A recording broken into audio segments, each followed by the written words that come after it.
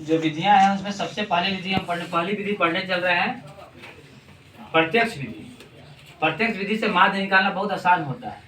माध्य निकालने की सबसे आसान विधि है जिसका अध्ययन हम लोग करने चल रहे हैं। आजकल फिर से जो आप देख रहे हो कोरोना का जो लहर चल रहा है, तीसरी लहर चल रही है, उसको ध्यान में रखते हुए आपको ज़्यादा अपने आप को ऑनलाइन क्लास पर ही आपको डिपेंड रखना। हो सकता है आगे चल के पूर्ण रूप से लॉकडाउन लग जाए, इसलिए मैं ये वीडियो बना रहा हूँ ताकि जो लोग इस साल अपियरिंग है, एग्जाम देने जा रहे हैं फरवरी महीने में, उनका भी रिवीजन हो जाएगा और जो लोग फिर इस साल वर्ग 10 में जा रहे हैं उनको भी समझने का मौका मिल जाएगा। चलिए प्रश्न निकाल। जब भी आपको माध्य निकालना है प्रत्यक्ष विधि से, तो उसके लिए दो बातों का ध्यान रखना है। सबसे पहले आपको वर्ग चिन्ह निकालने आना चाहिए। वर्ग चिन्ह जिसको संकेत में हम x लिखते हैं, वर्ग चिन्ह जब आप निकालना सीख जाओगे तो फिर माध्य निकालने आपको आ जाएगा। वर्ग चिन्ह निकालने के लिए सूत्र क्या है? उच्च सीमा जोड़ निम्न सीमा बटा 2। उच्च सीमा जोड़ निम्न सीमा बटा 2।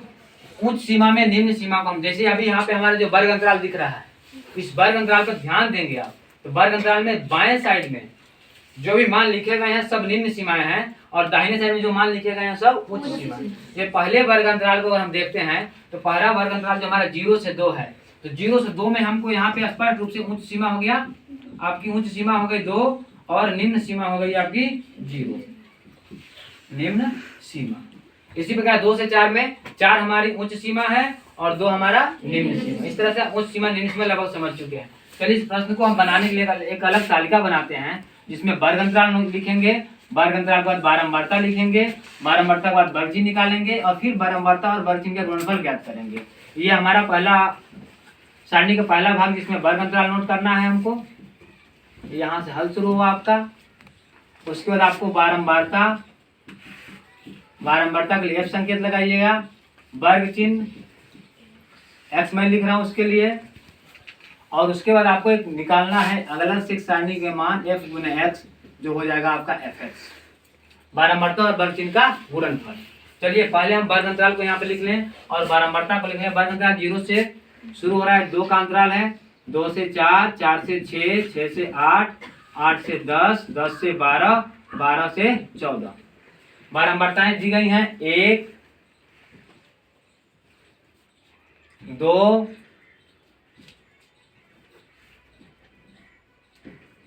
उसके बाद है आपका 1, 5, 6, उसके बाद है आपका 2 और 3। इस तरह से हमने एक सारणी तैयार कर ली। जैसे सारणी निकालिएगा तुरंत सारणी का अगला भाग जो होगा उसमें वर्ग चिन्ह निकालना है। वर्ग चिन्ह के लिए मैं लिखा हूँ उच्च सीमा जोड़ निम्न सीमा बटा 2।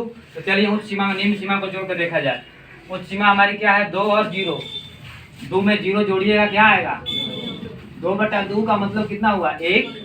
अगले वर्ग अंतराल को फिर जोड़ेंगे हम लोग, 4 2 6। 6 में 2 से भाग करो कितना आएगा? 3। अब हमें फिर अगले वर्ग अंतराल को जोड़ के देखना है, 6 4 10। 10 में 2 से भाग करोगे 5। अब यहाँ पे हमको हर वर्ग अंतराल को जोड़कर भाग करने की जरूरत नहीं है। यहाँ पे देखेंगे कितने का अंतर आ रहा है। 1 के बाद 3 आ रहा है, 3 के बाद 5, मतलब ठीक उसके बाद वाला जो वर्ग चिन्ह हो रहा है, बाद वाले वर्ग का जो वर्ग चिन्ह हो रहा है, वर्ग अंतराल का वर्ग चिन्ह, उसमें कितना जोड़ने पर प्राप्त हो रहा है? 2।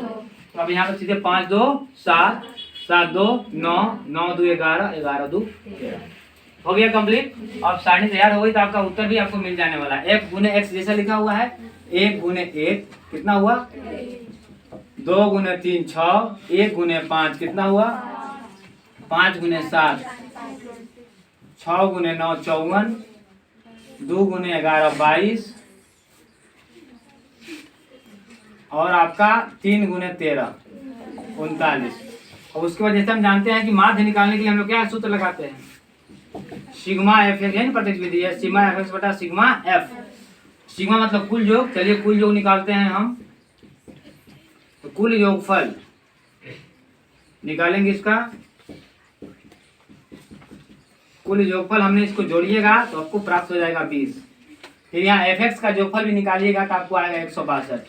पूरा जोड़ लीजिएगा, ठीक है। अब हमको सिग्मा एफ एक्स कितना मिल गया? 162 बटा 20। इसको भाग करिए आप 2 से काटोगे 10 हो जाएगा, 2 से काटोगे 81 हो जाएगा। 81/10 को आप सरल करेंगे तो 8.1 आपका उत्तर प्राप्त हुआ। इस प्रकार से प्रत्यक्ष विधि द्वारा हम किसी प्रश्न को हल करके माध्य ज्ञात कर सकते हैं।